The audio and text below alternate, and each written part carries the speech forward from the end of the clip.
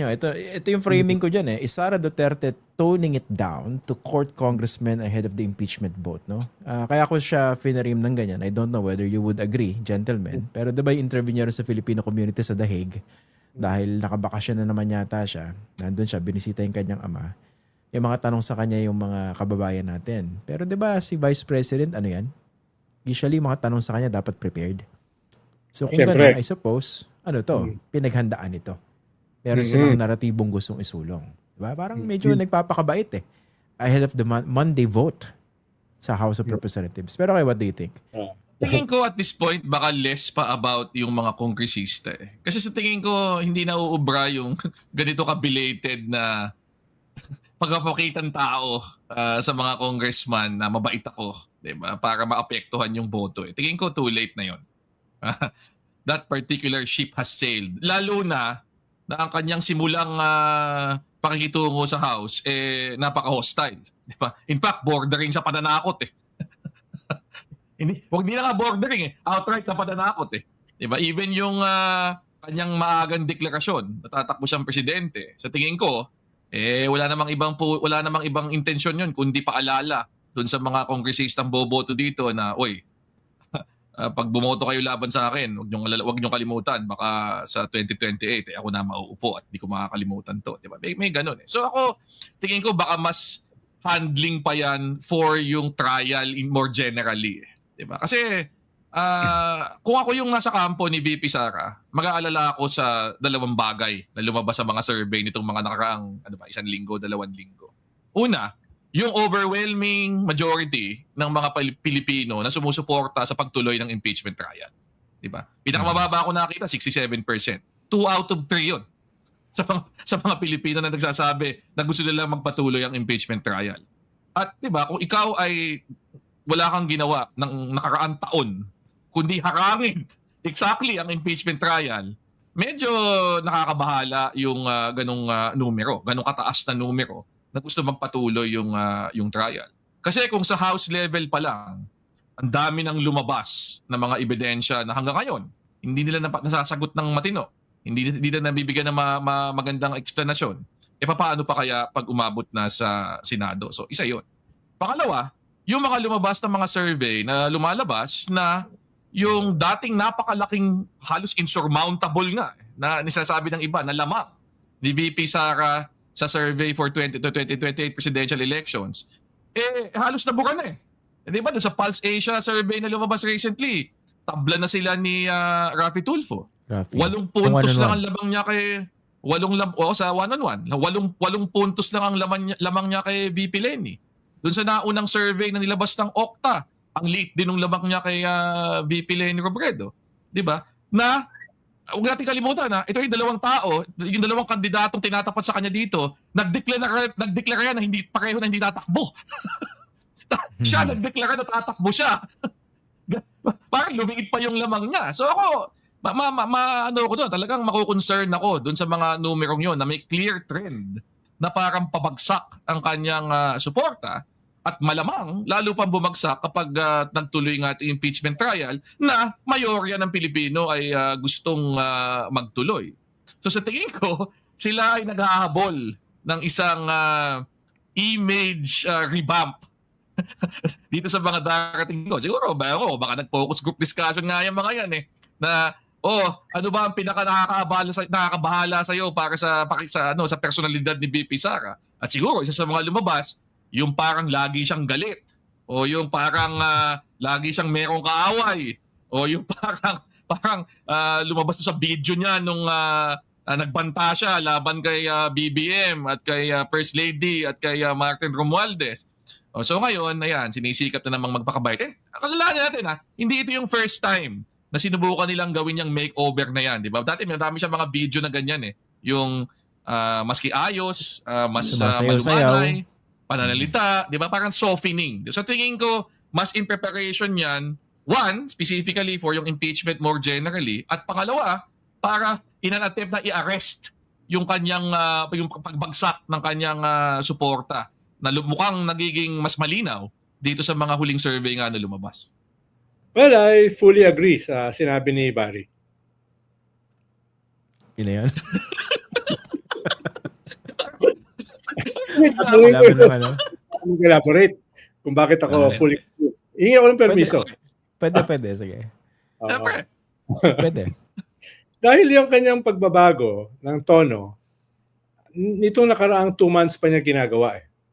Dahil nitong nakaraang 2 months before, meron silang internal survey. Sigurado ko yon, no? Tapos meron na rin mga initial survey, no? I'm sure yung nagpagawa nitong survey ng Pulse Asia na ginawa nung last month ng February at saka early week of March. last week of February at saka early week of March na naka-embargo, tingin ko kahit papaano nag-leak na yan sa kanila. No? Ngayon lang kasi nag-leak yan sa media. Pero.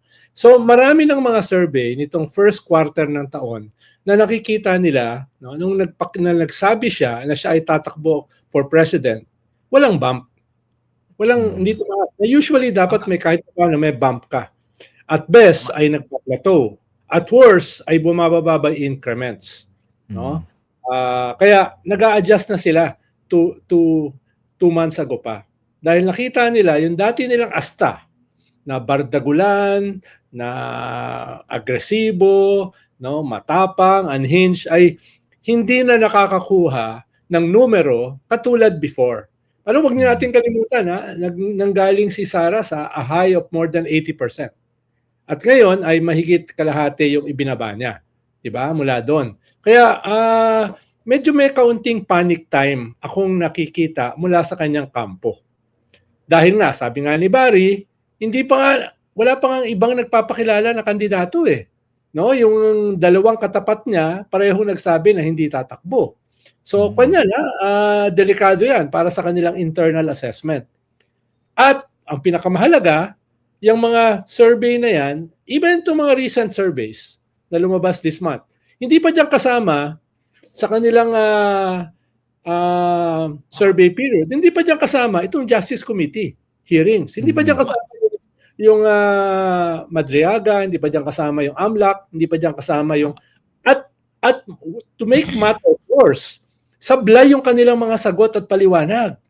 Diba? Yung kay Madriaga, never niya na-meet, never niya nakausap. Absolutely. Doon pa lang, nasira na siya. Di pa natin pinag-uusapan yung ebidensya ni Madriaga.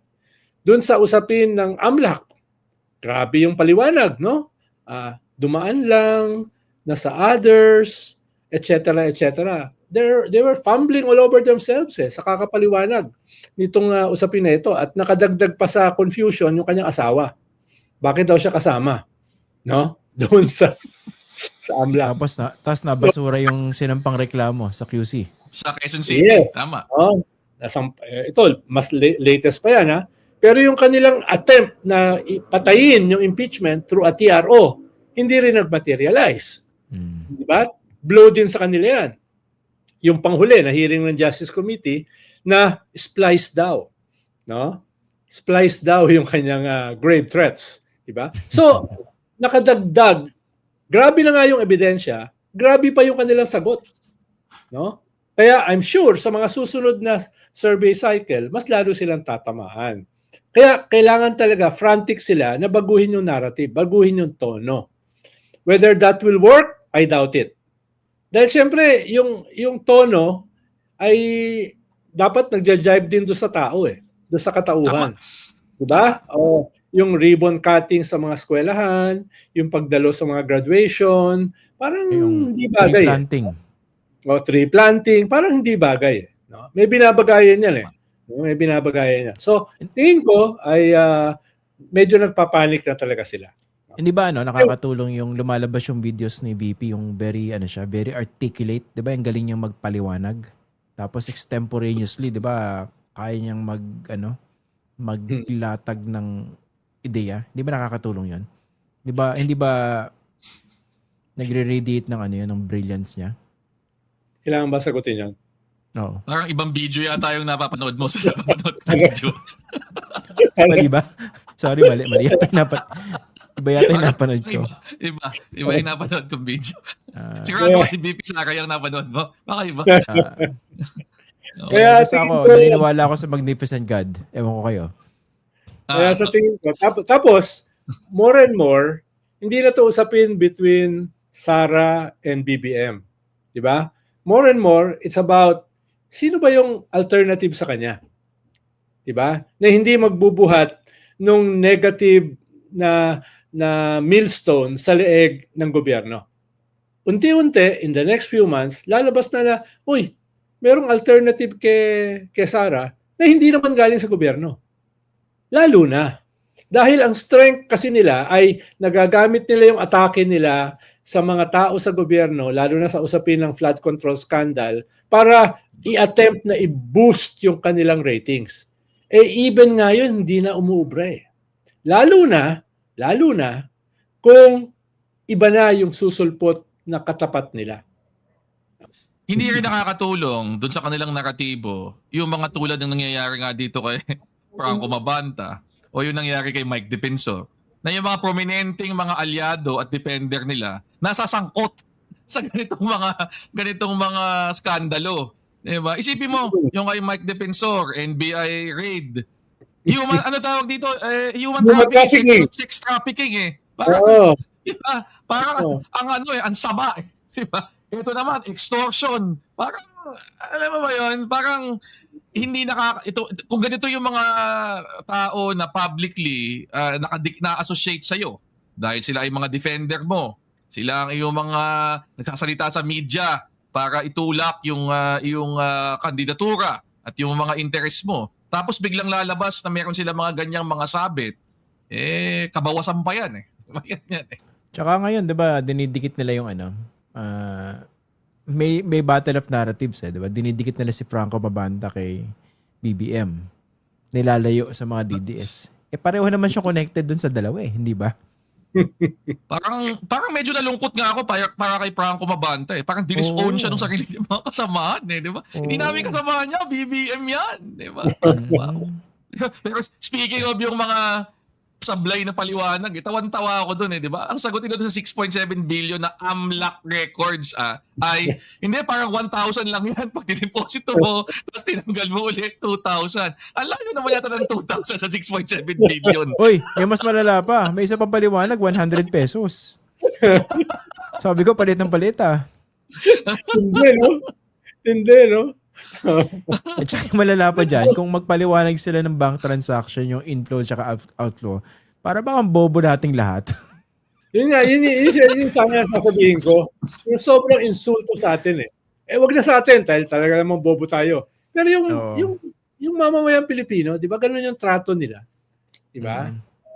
Tayo, combatants tayo eh. Okay lang na yung pagtingin nila sa atin, yung mga burak na tinatapak-tapakan. Pero yung mamamayang tao na nagpe-pay sila ng lip service, na ito yung dapat na mag-differential sila. Tapos ganun yung kanilang paliwanag. Isipin mo kung anong trato nila.